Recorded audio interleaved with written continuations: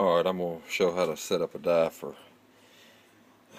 neck size, and when really it isn't neck size, and what I'm trying to do is just size the neck without bumping the shoulder back. And afterwards, this shell and these two others have been fired in my old 760, and I found them in the glove box of my Jeep from a deer season past, but they fit that rifle's chamber. And what I'm going to do is I'm going to size just the neck and not set the shoulder back. That way they fit the chamber better, and they don't stretch as much, so it extends case life. But what I'm going to do is put it in my shell holder, and I've got my size and die, of course, backed way out. Now the normal way to set them up is to run your shell holder all the way to the top and to screw the die in until it touches on some, and some of them, an eighth of an inch off, or about the thickness of a nickel. But I'm going to back this one out a few turns and give her a shot. And hopefully this case has enough dirt on it that I'll be able to see what I'm sizing without having to clean it and smoke it or paint it or something like that. But let us see here. That sounded like that was enough to eject. Of course I didn't lube it. That sounds like that was enough to eject the primer. And it was. And as you can see here, you can see where I've sized the neck about halfway. So what I want to do is I want to screw the die in a little bit more, run it through the sizer again. Now, as you can see, I've sized the neck some more, and I've got about an eighth of an inch more to go. I'll turn it down a little more, size again, and still got more to go. I didn't turn it in much.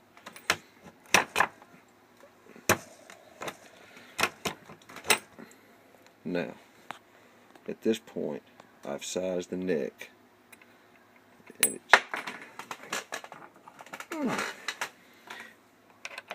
it's just almost there. So I'm going to ease the die in a little more, push it up, and now I'm going to set my lock ring so there's not a chance of it moving on me. Come back over the expander, and now, if the camera will focus on it, I have this bullet sized down just about right. And what I'd normally do is I'd lock it in right here, and I know this will chamber my rifle because it was fired in my rifle, and it's not going to be too long. I didn't set the shoulder back any, so it's going to be tight chambering, and everything will be just about right with it. But like I say, I've got it locked in, and I would go through and size the rest of my brass like this. Now the problem is that I've run into here recently is with the Encore. And with the Encore, I did the same thing. And you can see here this line where I stopped sizing, and it has a real sloped shoulder, and I thought this would be enough, and on a bolt action rifle this would be plenty. But on the Encore, since it's a breakdown rifle, it allows the barrel at firing, it stretches forward a little bit, and the case will actually expand too far forward, and you don't have the camming power of a bolt action or anything else to shut it. So on these are a real tight fit, and I have to press them into the chamber and shoot them. And the next time I load for this rifle, this is the second loading, but the next time I load for this rifle, I'm going to bring my sizing all the way back and just touch the shoulder, and I'm going to try to set it up to where it'll chamber easy in that rifle, because I don't have the camming action of a bolt action, and because it's a hinging action, upon firing, it allows the barrel in action, that there's a little stretch there, and it lets the case fill out a little bit farther than it should. I don't have this problem on my Ruger No. 1 on that single shot, but on the Encore, the Contenders, and I would imagine the H&R Handy rifles, you'll run into the same thing where you'll need to size it farther back, just because of the inherent stretching of the action when it fires. But this one, like I say, you can see the shiny spot. It's done just about right, just where I want it. And I'll set up and I'll load this, and from now on this will fit in that rifle.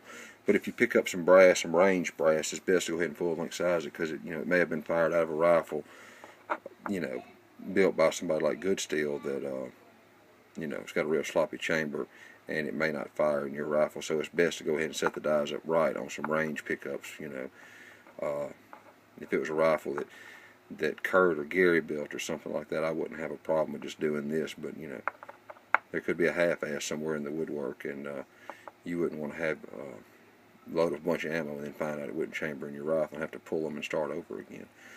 But that's about it. It's pretty simple, and there's all kind of different ways to do it, but this is the way I do it right here. And the only 30-06 I shoot to mount anything is my old pump, so it'll all be shot in my pump. And like I say, I've got a few deer seasons worth of brass here that is already primed and ready to load again for that old rifle, and